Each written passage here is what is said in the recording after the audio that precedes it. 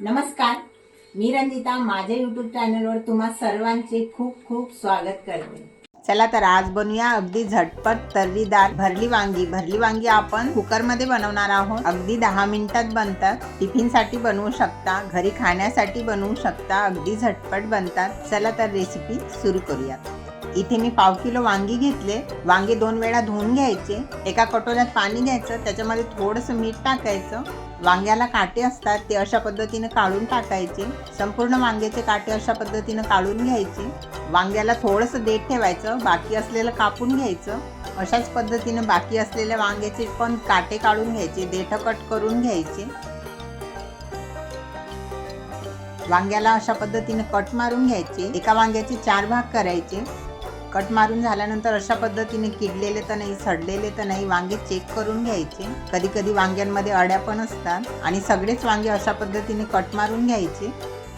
भरलेली वांगी बनवताना खूप मोठ्या साईजचे वांगे नाही घ्यायचे आणि अगदी छोट्या साईजचे पण नाही घ्यायचे। अशा पद्धतीने मीडियम साईजचे घ्यायचे। कट केलेली वांगी मिठाच्या पाण्यात ठेवायची, म्हणजे आतमधून ते काळी नाही पडत। भरली वांगी बनवण्यासाठी एक वाटण बनवून घेऊया। 1.5 इंच खोबऱ्याचा तुकडा घेतलेला आहे, बारीक कट करून घ्यायचा। 1 इंच अद्रक, 7 ते 8 लसूणच्या पाकळ्या, 7 ते 8 कढीपत्त्याची पानं, थोड्याशा कोथिंबीरच्या काड्या घ्यायच्या। हे सगळं मिक्सरवर बारीक वाटून घ्यायचं। पाणी न टाकता वाटून घेत आहे मी। तुम्हाला गरज वाटली तर थोडंसं पाणी टाकून वाटून घ्या।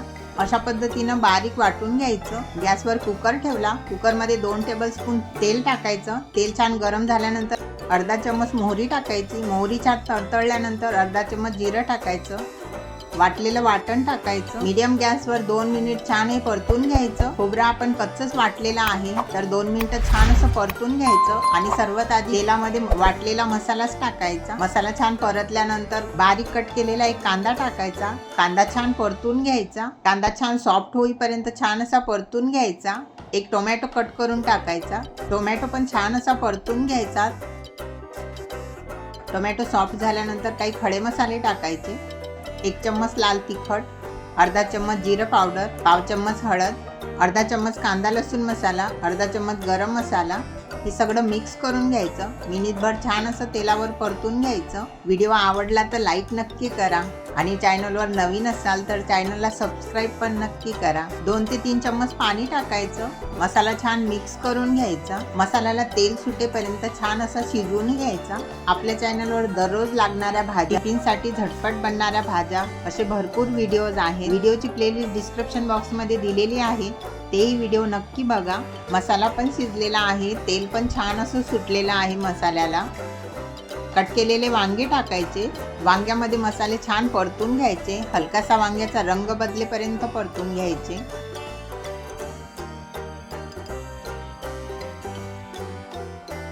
वांगे छान परतून झाले, हलकासा रंग पण चेंज झाला। वांग्यामध्ये पाऊण ग्लास पाणी टाकायचं। तुम्हाला जर रस्सा थोडा पातळ हवा असेल तर थोडं जास्त टाकायचं। 1 चम्मच मीठ टाकायचं आणि वांगे जर तुम्ही पातेल्यामध्ये बनवत असाल तर गरम पाणी टाका, म्हणजे छान तर्री सुटेल। मी इथं कुकरमध्ये डायरेक्ट बनवत आहे, म्हणून मग मी थंडच पाणी टाकलं। अर्धा चम्मचला थोडा कमी गरम मसाला टाकायचा। 2 चम्मच शेंगदाण्याचं कूट टाकायचं।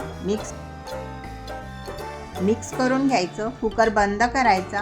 गॅस मीडियम ठेवायचा। मीडियम गॅसवरच कुकरची आपल्याला 1 शिटी होऊ द्यायची। दुसरी शिटी व्हायच्या आधीच गॅस बंद करायचा।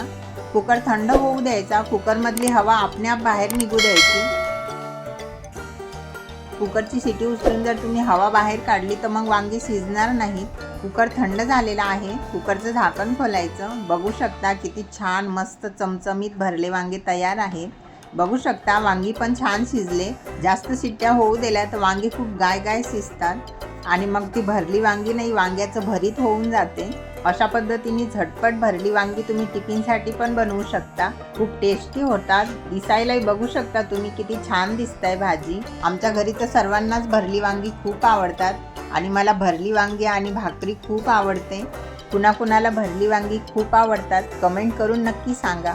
व्हिडिओ कसा वाटला कमेंट करून नक्की सांगा। व्हिडिओ आवडला असेल तर लाईक करा। असेच नवनवीन आणि छान छान रेसिपीज पाहण्यासाठी चॅनलला सबस्क्राईब करायला विसरू नका। संपूर्ण व्हिडिओ बघितल्याबद्दल खूप खूप धन्यवाद। असाच भरभरून सपोर्ट करत राहा।